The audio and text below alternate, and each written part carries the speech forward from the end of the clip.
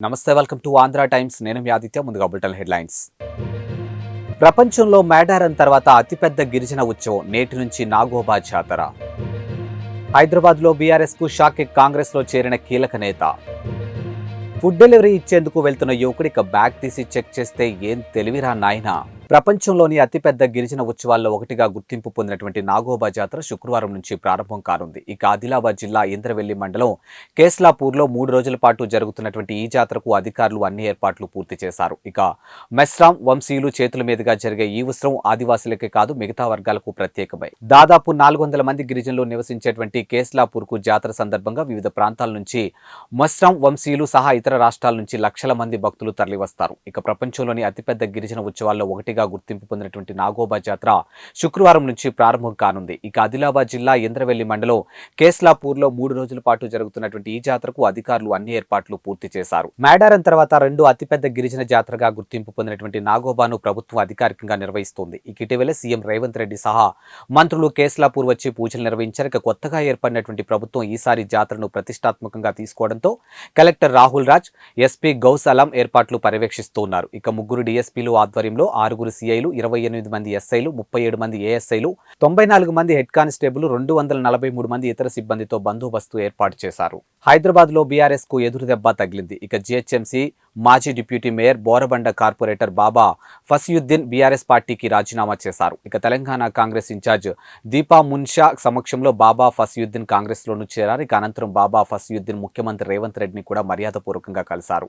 ఇక BRS working president KTR తీరుపై బాబా ఫసియుద్దీన్ కొంతకాలంగా అసంతృప్తితో ఉన్నారు. ఈ క్రమంలోనే ఉద్యమకారులకు పార్టీలో ప్రాధాన్యత లేదంటూ ఆవేదన వ్యక్తం చేశారు. ఇక తనకు ప్రాణహాని ఉందని చెప్పినా అధిష్టానం పట్టించుకోవట్లేదంటూ బాబా చెప్పారు. ఇక ఇటీవల కాలంలో పార్టీ అనుసరించినటువంటి విధానాలు నాకు నచ్చలేదు. పార్టీ ఆవిర్భావం నుంచి నేను కష్టపడి పనిచేశాను. ఇక తెలంగాణ ఉద్యమంలో విద్యార్థి నాయకుడిగా చురుగ్గా పాల్గొన్నాను. పార్టీ అభివృద్ధికి కృషి చేశాను. అలాంటి నాకు రాజకీయ భవిష్యత్తు లేకుండా కొందరు నాయకులు కుట్ర చేస్తుంటే అధినాయకత్వం వారిపై కనీస చర్యలు తీసుకోకపోగా వారికే మద్దతు ఇవ్వడం నన్ను తీవ్రంగా బాధించింది. ఇక రాజకీయంగానే కాకుండా భౌతికంగా లేకుండా చేసే కుట్ర జరుగుతుందని తెలిపి అధినాయకత్వం దృష్టికి ఎప్పటికప్పుడు తీసుకెళ్లినా ప్రయోజనం కనపడలేదు. ఇక గుండెల నిండా గులాబీ జెండాతో 22 ఏళ్లు పార్టీ కోసం సిపాయిగా పనిచేసిన ఉద్యమకారుడిగా రక్షణ కరువైందంటూ ఆవేదన వ్యక్తం చేశారు. అందుకే నేను పార్టీ ప్రాథమిక సభ్యత్వానికి, మీడియా స్పోక్స్ పర్సన్ పదవికి రాజీనామా చేస్తున్నానంటూ రాజీనామా లేఖను పంపారు. హైదరాబాద్ లో సరికొత్త దందా బయటపడింది. ఇక పోలీసులు నిఘా పెరగడంతో డ్రగ్స్, గంజాయి గ్యాంగులు రూటు మార్చాయి. ఇక ఫుడ్ డెలివరీ ముసుగులో కస్టమర్లకు గంజాయి డ్రగ్స్ చేస్తూ ఉన్నారు. ఈ క్రమంలో పోలీసులు ఇద్దరిని అరెస్ట్ చేశారు. ఇక కొండాపూర్ కు చెందినటువంటి మారం పవన్ కుమార్, కొండాపూర్ లో ఉంటున్నటువంటి బీహార్ కు చెందినటువంటి ఆదర్శ్ కుమార్ సింగ్ స్నేహితులు. ఇక డ్రగ్స్, గంజాయి తీసుకునే క్రమంలో ఇద్దరి మధ్య పరిచయం ఏర్పడింది. బెంగళూరు నుంచి ఎండిఎంఏ, ఏపీ, ఒడిశా సరిహద్దుల నుంచి గంజాయిని తీసుకొచ్చి కాలేజీ విద్యార్థులకు, ఐటీ ఉద్యోగులకు విక్రయిస్తున్నట్లు బెంగళూరు, ఏపీ, ఒడిశా సరిహద్దుల నుంచి 1000 రూపాయలకు గ్రాము చొప్పున తీసుకొచ్చి నగరంలో 7,000కు అమ్ముతున్నారు. ఇక ఫుడ్ డెలివరీ బాయ్ గా పనిచేస్తున్నటువంటి ఆదర్శ్ ఫుడ్ తీసుకెళ్లే బ్యాగ్ లో అడుగున డ్రగ్స్, గంజాయి పొట్లాలు పెడతాడు. ఇక ఫుడ్ పార్సిల్ ముసుగులో వాటిని అవసరమైన వాటికి విక్రయిస్తూ ఉన్నాడు. ఇక నిందితులు కొండాపూర్ శిల్పా పార్క్ ప్రధాన రహదారి దగ్గర విక్రయాలు చేస్తున్నట్లు పోలీసులు సమాచారం వచ్చింది. ఇక వెంటనే పోలీసులు నిఘా పట్టి ఇద్దరిని అరెస్ట్ చేశారు. వారి నుంచి 21,788 గ్రాముల ఎండిఎంఏ, 874.316 గ్రాముల గంజాయి, ఇక 2 చిన్న డిజిటల్ తూకం యంత్రాలు, 1 కారు, 3 మొబైల్ స్వాధీనం చేసుకున్నారు. ఇక ఈ డ్రగ్స్, గంజాయి విలువ 8 లక్షలు ఉంటుందని చెప్తున్నారు. శ్రీ సత్యసాయి జిల్లాలో కురుబలలో అత్యధికంగా ఉన్నారని, వారి దామాషా ప్రకారం 2 అసెంబ్లీ స్థానాలు, 1 పార్లమెంటు స్థానాన్ని రాజకీయ పార్టీలో కేటాయించాలని కురుబ సంఘం నేత సాముకోటి ఆదినారాయణ డిమాండ్ చేశారు. ఈ సందర్భంగా పెనుగొండ నియోజకవర్గం గోరుట్ల పట్టణంలో నిర్వహించినటువంటి కురువ సంఘ సమావేశానికి ఆయన హాజరయ్యారు. ఈ కార్యక్రమంలో యువజన సంఘం జిల్లా అధ్యక్షులు కేశాన ఆదినారాయణ, జిల్లా ఉపాధ్యక్షులు అశోక్, కోటి, రమేష్, రాము, శ్రీనివాసులు తదితరులు పాల్గొన్నారు. ఆంధ్రప్రదేశ్ లో దాదాపు 27 నుంచి 30 లక్షల మంది కురువులు ఉన్నారు. రాయలసీమలో అత్యధికంగా కురువులు ఉన్నారు. ఇప్పటికైనా కురుబ కులాన్ని గుర్తించి అన్ని పార్టీలు ఈ రాయలసీమ ప్రాంతానికి సంబంధించిన కురువులు జనాభా ప్రాతిపదంగా ఎమ్మెల్యే సీట్లను, ఎంపీ సీట్లను, ఎమ్మెల్సీ సీట్లను, నామినేటెడ్ పదవుల్లో కూడా అన్నిట్లో కూడా న్యాయం చేయాలని ప్రభుత్వానికి, ప్రతిపక్షానికి, అన్ని పార్టీలకు కూడా కురువ సంఘం తరఫున మేము డిమాండ్ చేస్తున్నాం. కురువులు బీసీలో అత్యధికంగా ఉన్నారు. రాజకీయంగా చైతన్యవంతులు దాదాపు ఈ రాయలసీమ ప్రాంతంలో కూడా 10 సీట్లు, 10 స్థానాల్లో కూడా ఎమ్మెల్యే స్థానాలు అడుగుతున్నారు. 2-3 స్థానాల్లో ఎంపీలు అడుగుతున్నారు. జనాభా ప్రాతిపదంగా ఈ రాయలసీమ ప్రాంతానికి కురుబులకు న్యాయం చేయాలి.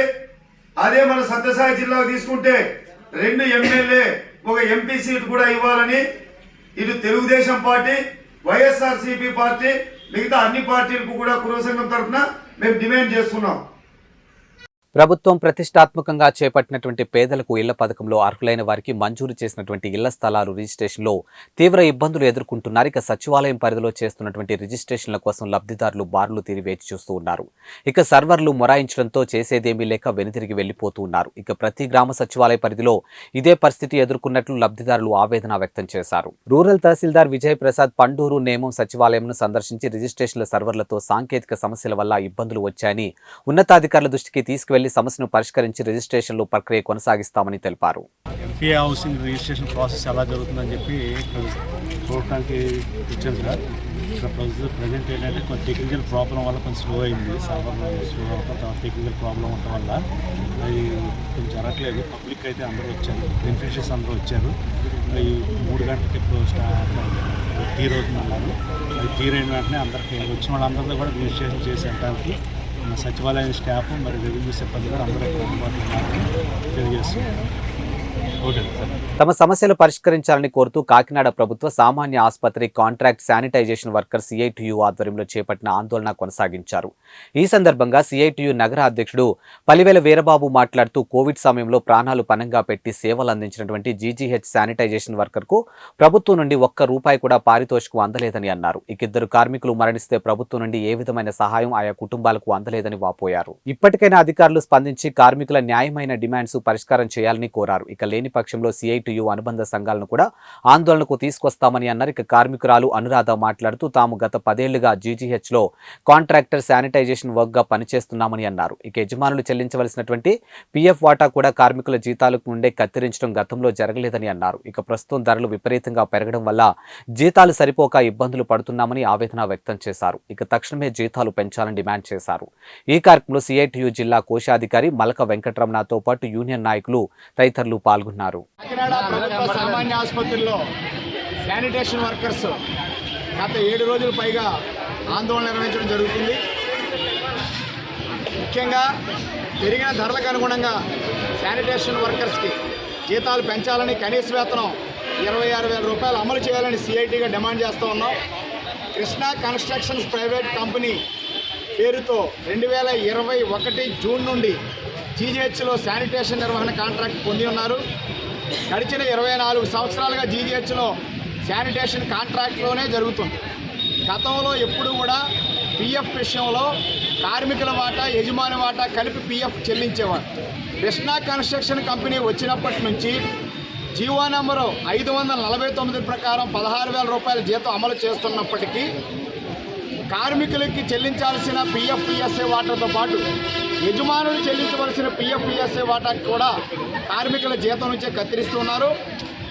పెద్దలందరికీ నమస్కారం. 10 సంవత్సరాలుగా మేము ఇక్కడ 24 చెప్తున్నామండి.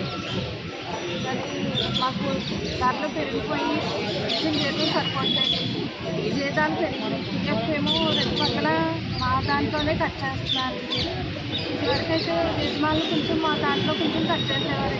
మాకు 2 మా దాంట్లో కట్ చేయడం వల్ల పెరిగింది. అందువల్ల మేము సరిపోవట్లేదని మాకు వచ్చింది. అప్పుడు ప్రజలు తగ్గించి మా ఎంతని ఇది ఏదో ఒకటి మాకు మంచి జరిగేట్టుగా తీసుకుంటారని కోరుకుంటున్నామండి.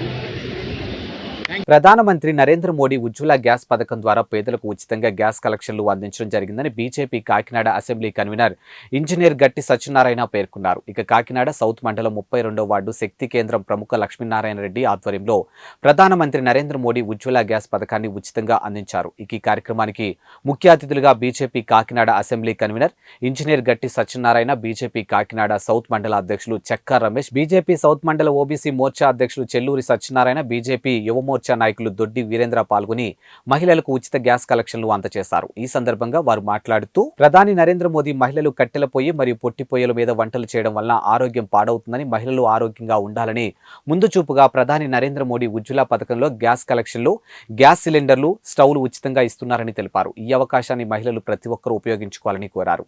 ప్రధాని నరేంద్ర మోడీ ఉజ్వల పథకంలో ఉచిత గ్యాస్ కలెక్షన్లు పొందడానికి రేషన్ కార్డులో ఎంతమంది ఉంటే అంతమందిని ఆధార్ కార్డులు ఫోటోలు తీసుకుని మీ దగ్గరలో ఉన్నటువంటి ఉన్నటువంటి గ్యాస్ కంపెనీ సంప్రదించాలని కోరారు. ప్రధాని నరేంద్ర మోడీ అత్యోదయ చిట్ట చివరి ఉన్నటువంటి పేదవారికి అందాన్ని పథకాలు ప్రవేశపెట్టారని తెలిపారు. ఈ కార్యక్రమంలో బీజేపీ సీనియర్ నాయకురాలు కొరాడ లక్ష్మి, తులసి తదితరులు పాల్గొన్నారు.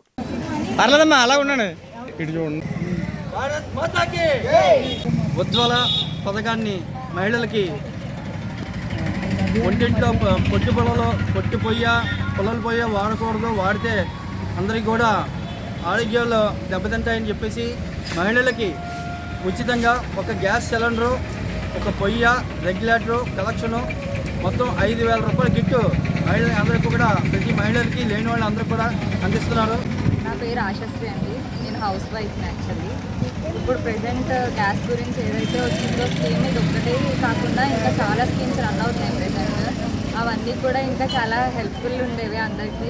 ఎవరైతే హౌస్ వైఫ్స్ కింద ఉన్నారో, ఎవరైతే వర్కింగ్ ఉమెన్స్ కాకుండా ఇంట్లోనే ఉంటున్నారో, ఇంకా చిన్న చిన్న చదువులు చదువుకున్న వాళ్ళందరికీ కూడా చాలా యూస్ఫుల్ అయ్యే స్కీమ్స్ చాలానే ఉన్నాయి.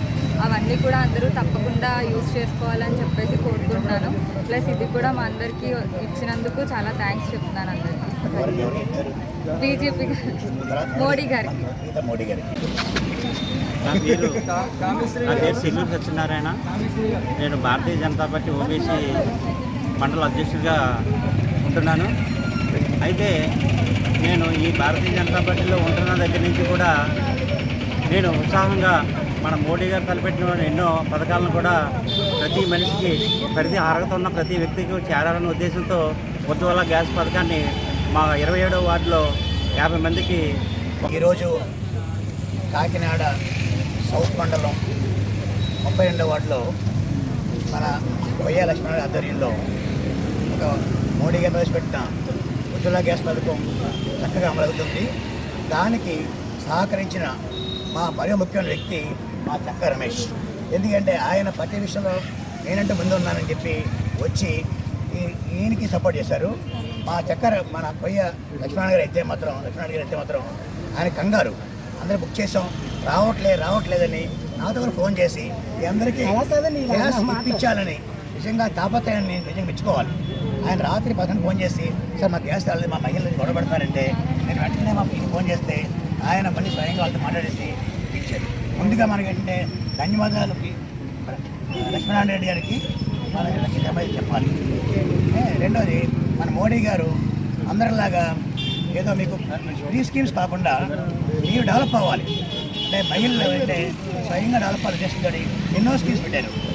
అందులో ముఖ్యంగా ఈ స్కీమ్ ఏంటంటే కేవలం మహిళలు ఏంటంటే వాళ్ళు స్ట్రాంగ్గా ఉండాలి, వాళ్ళు అనారోగ్యం పాలకూడదు అనే ఉద్దేశంతో వాళ్ళు ఏం చేస్తారంటే మీరు ఈ కట్టెల పొయ్యితో వండుకుంటుంటే స్మోక్ వచ్చేసి పళ్ళు తద్వారా ఊపిరిలో పడిపోతుందని అలా జరగకూడదు. మహిళ ఆరోగ్యం ఉంటే దేశం బాగుంటుంది చేస్తుంది. ఉజ్వల గ్యాస్ అనేది ఈ పేద మహిళ. ఈ నెల 9 నుండి 13వ తేదీ వరకు విశాఖపట్నంలో జరుగుతున్నటువంటి ఆడుదాం ఆంధ్ర రాష్ట్ర స్థాయి పోటీలు నిర్వహించడం జరుగుతుందని కాకినాడ జిల్లా joint collector CV Praveen Aditya పేర్కొన్నారు. ఇక గురువారం కాకినాడ జిల్లా స్పోర్ట్స్ అథారిటీ గ్రౌండ్ నుండి ఆడుదాం ఆంధ్ర రాష్ట్ర స్థాయి టోర్నమెంట్కు ఆటగాళ్లతో వెళ్తున్నటువంటి బస్సును joint collector CV Praveen Aditya జెండా ఊపి ప్రారంభించారు. ఈ సందర్భంగా ఆయన మాట్లాడుతూ కాకినాడ జిల్లాలో జరిగినటువంటి ఆడుదాం ఆంధ్ర క్రీడా పోటీల్లో మొదటి స్థానంలో విజయం సాధించినటువంటి badminton, kho kho, kabaddi, volleyball, cricket జట్లు విశాఖపట్నంలో రాష్ట్ర పోటీలో పాల్గొనడం జరుగుతుందని అన్నారు. ఇక కాకినాడ జిల్లా నుండి 52 మంది పురుషులు క్రీడాకారులు, 52 మంది మహిళా క్రీడాకారులు, 20 మంది కోచ్ మేనేజర్లు వెళ్లడం జరిగిందని తెలిపారు. ఇక క్రీడాకారులు పోటీలో పథకాలు సాధించి కాకినాడ జిల్లాకు పేరు తీసుకురావాలని సూచించారు. ఈ కార్యక్రమంలో పీడీ, ఏపీఎంఐసి, జీవీవి ప్రసాద్ తదితరులు పాల్గొన్నారు.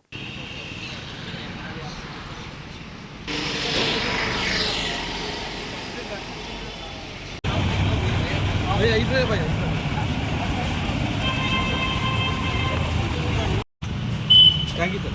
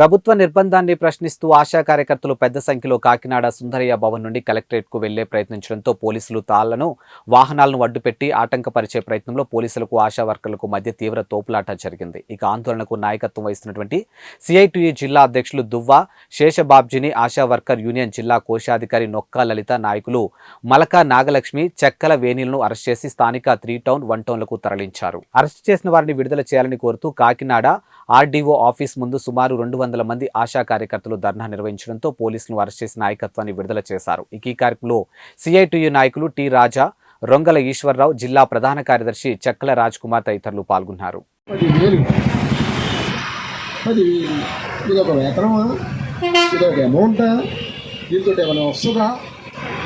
ఒకవేళ ఈ అమౌంట్ న్యాయబద్ధమైంది అని అనుకుంటే మరి ఎమ్మెల్యేలు 2 లక్షలు ఎందుకు తీసుకుంటాడు వేతనం?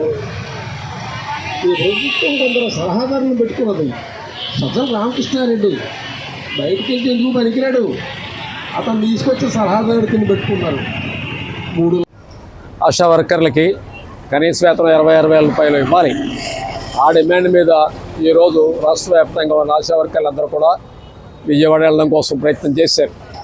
పోలీసు వారు పెద్ద ఎత్తున నిర్బంధాన్ని ప్రయోగించారు. దాదాపు అన్ని జిల్లాల్లోనూ కూడా బయలుదేరుతున్నటువంటి వాళ్ళని అరెస్ట్ చేసి స్టేషన్లో పెట్టారు. స్టేషన్లు అన్నీ నిండిపోవడంతో కళ్యాణ మండపాల్లో పెట్టారు. అర్ధరాత్రి పూట వదిలిపెట్టారు. వాళ్ళందరూ విడుదలైనటువంటి వాళ్ళు మళ్ళీ టికెట్ తీసుకుని బస్సు ఎక్కితే వాళ్ళు కూడా ఆపేసేసి వివిధ స్టేషన్లో నిర్బంధించారు. ఇది అన్యాయం. ఒక సైనిక పాలన మార్షల్లా. నా పేరు లలిత అండి. నేను జిల్లా కోశాధికారిని మాట్లాడుతున్నాను. మేము కనీస వేతనం మాత్రమే అడుగుతున్నాము. ఇంకెక్కువ ఏమైతే మేమైతే అడగట్లేదు. కనీస వేతనం 26,000. మాకు రిటైర్మెంట్ లీవ్లు లేవు, ఏమీ లేవు. మాకు 10,000 చేసి ఆ 10,000 అన్నీ ఎలా చేశారు? అంతకుముందు అధికారంలో 6,000 ఇస్తే అందులో 4,000 పెంచి 10,000 చేశారు. 10,000 అంటే ఆయన అన్నట్టు 10,000 చేస్తే అంతకుముందు ఇచ్చిన 6,000కి ఈ 10,000కి 16,000 రావాలి ఆయన అన్నట్టుగా.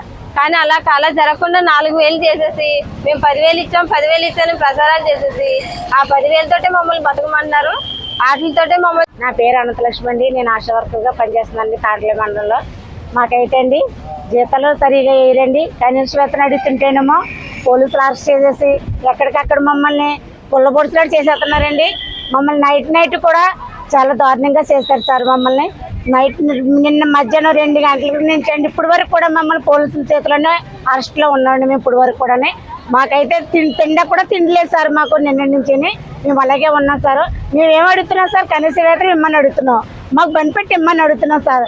మేము ఏంటి మాకు కనీసం మా పిల్లలు 10,000 ఉద్యోగం అని మా ఆయనకి పెన్షన్ లేదు సార్. మా పిల్లలకి అమ్మఒడి లేదు సార్. మాకు రేషన్ కార్డులో పేర్లు తీసేస్తారు సార్. 10,000 ఎక్కడండి?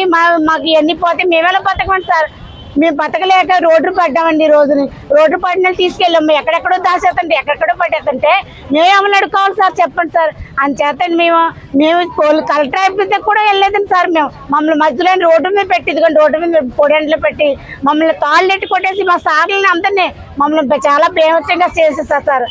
మమ్మల్ని మనోయన్నీ మాకు అందించాలని మనస్ఫూర్తిగా కోరుతున్నామండి. కేంద్ర కార్మిక సంఘాలు, రైతు సంఘాలు, వ్యవసాయ కార్మిక సంఘాలు, రైతు కూలీ సంఘాలు ఆధ్వర్యంలో ఫిబ్రవరి 16వ తేదీన జరిగే గ్రామీణ బంధు పారిశ్రామిక సమ్మెను జయప్రదం చేయాలని కోరుతూ కచేరిపేట నందుగల సిఐటియు కార్యాలయంలో ఏపీ రైతు సంఘం జిల్లా అధ్యక్షులు తిరుమల శెట్టి నాగేశ్వరరావు అధ్యక్షన రౌండ్ టేబుల్ సమావేశం జరిగింది. ఈ సందర్భంగా రైతు కూలీ సంఘం జిల్లా అధ్యక్షులు రాజాబాబు, కౌలు రైతు సంఘం జిల్లా ప్రధాన కార్యదర్శి వల్లూరి రాజాబాబు, సిఐటియు జిల్లా ప్రధాన కార్యదర్శి చెక్కల రాజ్ కుమార్, ఇక సిపిఎం జిల్లా కన్వీనర్ మోర్తా రాజశేఖర్, ఐఎన్టీయూసీ జిల్లా అధ్యక్షులు తాళ్ళూరి రాజు మాట్లాడుతూ మోడీ ప్రభుత్వం అనుసరిస్తున్నటువంటి కార్పొరేట్ మతోన్మాద విధానాలను రైతు పాలిట ఉరితాడులుగా మారి 5 ఏళ్లలో 3 లక్షల మంది రైతులు ఆత్మహత్యలకు పాల్పడ్డారని, మోడీ తీసుకొచ్చినటువంటి 4 లేబర్ కోడ్లు పరిశ్రమలో సంపద సృష్టించే కార్మికులకు ఏ హక్కులు లేవని, బానిసలుగా మార్చాయని, కేంద్ర రాష్ట్ర సంస్థల్లో 23 లక్షల పోస్టులు ఖాళీగా ఉండి కూడా దేశంలో యువత ఉద్యోగాలు లేక నిరుద్యోగ భారత్ వెలిగిపోతుందని విమర్శించారు. ప్రతిరోజు దేశంలో మహిళలపై అత్యాచారాలుగా మారాయని,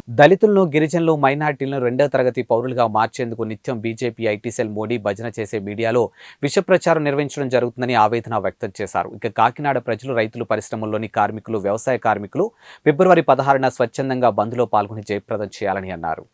అన్యాయం గురించి, వాళ్ళు ఇచ్చిన వాగ్దానాల గురించి, అట్లాగే దాదాపుగా 30 సంవత్సరాల నుంచి అది పెండింగ్లో ఉంది. దాన్ని కూడా కనీసం మద్దతు ధర రైతు సంఘాలు, కార్మిక సంఘాలు, ప్రజానీకం అంతా కూడా ఢిల్లీ నిర్బంధ పోరాటం చేసినప్పటికీ కూడా దాదాపుగా 700-800 మంది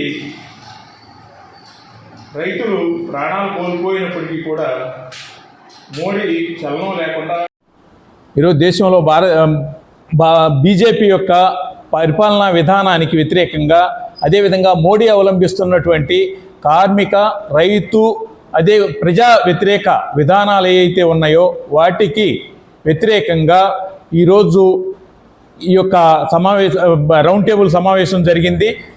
ఈ నెల ఫిబ్రవరి నెల 16వ తేదీన భారతదేశ వ్యాపితంగా కూడా గ్రామీణ బంధు, అదేవిధంగా పారిశ్రామిక బంధు జరపాలని చెప్పి కేంద్రం నుంచి ఏదైతే రైతు కార్మిక ఐక్యవేదిక ఉందో ఐక్యవేదిక పిలుపు మేరకు ఫిబ్రవరి 16వ తేదీన భారత్ బంద్ జరుగుతుంది. దేశంలోని నరేంద్ర మోడీ నాయకత్వంలోని బీజేపీ ప్రభుత్వం ప్రజా, కార్మిక, రైతాంగ వ్యతిరేక విధానాలను అవలంబిస్తూ ఉన్నారు. దేశం అధోగతి పాలు చేస్తూ ఉన్నారు. మరి ప్రశ్నించే తత్వం లేకుండా నిర్బంధాలని, మరి నియంత్రిత పాలనని కొనసాగిస్తూ ఉన్నారు. అలాగే ప్రజలను పక్కదోవ పట్టేస్తూ ఉన్నారు. మతం పేరుతో, రామాలయం పేరుతో ప్రజలను పక్కదోవ పట్టేస్తూ ఉన్నారు. దేశంలో అధిక ధరలు విపరీతంగా పెరిగిపోయినాయి. సామాన్యులు బతకడం కూడా చాలా కష్టమైపోయింది. నిరుద్యోగ శాతం పెరిగిపోయింది. అసలు మధ్యతరగతి ప్రజలు కానీ, పేద ప్రజలు కానీ బ్రతికేటటువంటి పరిస్థితి ఏమాత్రం కూడా లేదు. కాబట్టి ఇటువంటి సందర్భంలో సంయుక్త కిసాన్ మోర్చా, అలాగే కేంద్ర కార్మిక సంఘాలు సంయుక్తంగా దేశవ్యాప్తంగా గ్రామీణ బంధువులను జయప్రదం చేయాలని చెప్పేసి పిలుపునిచ్చాయి. ఈరోజు నా పేరు వల్లు రాజుబాబు, ఏపీ కౌలు రైతు సంఘం జిల్లా కార్యదర్శి. ఈరోజు కాకినాడ జిల్లాలో అఖిలపక్ష రైతు సంఘాలు, అలాగే కార్మిక సంఘాలు, కేంద్ర కార్మిక సంఘాలు, కేంద్ర రైతు సంఘాలు, వ్యవసాయ కార్మిక సంఘంతో పాటు అఖిలపక్ష సమావేశం జరిగింది, రౌండ్ టేబుల్.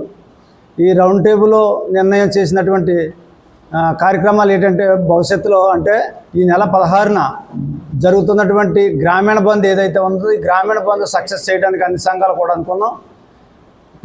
కేంద్ర ప్రభుత్వం చాలా దారుణంగా వ్యవహరిస్తున్నటువంటి తీరు, కేంద్ర రాష్ట్ర ప్రభుత్వ విధానాలు, అటు రాష్ట్ర ప్రభుత్వం కానీ ఇటు కేంద్ర ప్రభుత్వం కానీ రైతాంగం పట్ల చాలా నిర్లక్ష్యంగా వ్యవహరిస్తూ ఉన్నారు. భారతదేశ వ్యాప్తంగా ఫిబ్రవరి 16వ తారీఖున గ్రామీణ బంధు పారిశ్రామిక సమ్మె జరుగుతూ ఉంది. ఈ సమ్మెలో, ఈ బంద్లో కాకినాడ జిల్లాలో ఉన్నటువంటి రైతులు, కౌలు రైతులు, వ్యవసాయ కార్మికులు, పరిశ్రమల్లో పనిచేసే కార్మికులందరూ కూడా భాగస్వామ్యం కావాలి. ఈ 4 సంఘాల డిమాండ్ల మీద, అంటే రైతులకి పంటలకు గిట్టుబాటు ధర చట్టాన్ని చేయాలని కోరుతూ ఈ సమ్మె జరుగుతూ ఉంది, బంద్ జరుగుతూ ఉంది. కార్మికులందరికీ కనీస వేతనం 26,000 రూపాయలు చేయాలి, ఇవ్వాలి ఏ రంగంలో పనిచేసే కార్మికుడికైనా అని చెప్పి సమ్మె జరుగుతూ ఉంది. కార్మికులకు వ్యతిరేకంగా తీసుకొచ్చిన 4 లేబర్ కోడ్లు రద్దు చేసేంత వరకు ఈ పోరాటం సాగుద్దని తెలియజేస్తా ఉన్నాం. కౌలు రైతులకి భూ యజమానితో సంబంధం లేకుండా గుర్తింపు కార్డులు, పంట రుణాలు, అలాగే పంట నష్టము ఇన్సూరెన్స్ సౌకర్యాలు కౌలు రైతులకు కల్పించాలని చెప్పి డిమాండ్ చేస్తూ ఈ బంద్ జరుగుతూ ఉంది. ప్రసిద్ధి చెందినటువంటి చొల్లంగి అమావాస్య తీర్థ శుక్రవారం ఘనంగా జరిగింది. ఇక జిల్లా నలుమూల నుంచి వేలాది మంది భక్తులు కరప మండలం ఉప్పలంక గ్రామ శివారు మొండికి తరలివచ్చారు. ఇక బాల త్రిపురాసుందరి సమేత సంగమేశ్వర స్వామిని దర్శించుకొని మొక్కులు తీర్చుకున్నారు. ఇక భక్తులు తరలి రావడంతో యానం జాతీయ రహదారికి కిరిసిపోయింది. ఇక ట్రాఫిక్ ఇబ్బందులు తలెత్తకుండా పోలీస్ చర్యలు తీసుకున్నారు. ఇక మహిళలు పుణ్యస్థానాలు ఆచరించడానికి వీలుగా స్నానఘట్టాల వద్ద ప్రత్యేక ఏర్పాట్లు చేశారు. సముద్ర స్నానాలు చేసే వారి కోసం ముందస్తు జాగ్రత్తగా గజేతగాలను సిద్ధం చేశారు. ఆలయ ప్రాంగణం వద్ద అధికారులు ప్రత్యేక శిబిరాలు ఏర్పాటు చేసి భక్తులకు తాగునీరు, వైద్య సేవలు అందించారు. ఇక భక్తుల తాకిడికి తగిన తర్వాత అప్పెన్నెద్దులకు ప్రవేశం కల్పించారు. ఇక ఆయా గ్రామాల్లో ఉన్నటువంటి వీరభద్రులతో గద్దె నుంచి ప్రభలు, గరళాలను మోసుకుంటూ భక్తులు సంగమేశ్వర స్వామివారిని దర్శించుకున్నారు. ఇక రాష్ట్ర వ్యవసాయ శాఖ మంత్రి కురసాల కన్నబాబు స్వామివారిని దర్శించుకున్నారు. ఇక కాకినాడ రూరల్ సిఐ ఆకుల మురళీకృష్ణ పర్యవేక్షణలో ఎస్ఐ దానేటి రామారావు, ఇతర స్టేషన్ల పోలీస్ సిబ్బంది ఎటువంటి అవాంఛనీయ ఘటనలు జరగకుండా చర్యలు చేపట్టారు. ఇక గ్రామ సర్పంచ్ బొమ్మిడి నయున్, నాయకులు కురసాల సత్యనారాయణ తదితరులు పాల్గొన్నారు.